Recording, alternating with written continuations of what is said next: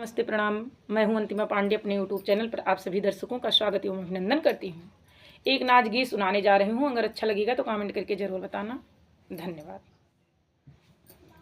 नाटऊ बलम नाही भाव मोरी माई हो, नाटऊ बलम नाही भाव मोरी माई हो।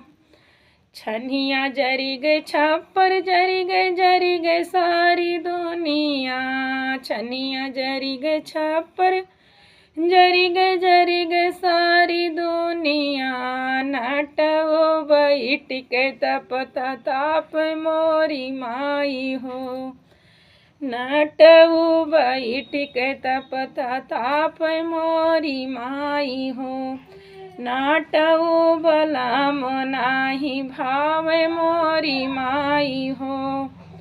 छनिया उड़ी गए छप्पर उड़ी गए सारी दुनिया, छनिया उड़ी गए छप्पर उड़ी गए सारी दुनिया। नाटऊ बरेड़िया पकड़े बैठे मोरी माई हो, नाटऊ बलम नाही भाव मोरी माई हो। नदिया बही गए नलवा बही गए सारी दुनिया, नदिया बही गए नलवा बही गए सारी दुनिया। नाटऊ बैठ के बूढ़ी मारे मोरी माई हो, नाटऊ बैठ के बूढ़ी मारे मोरी माई हो।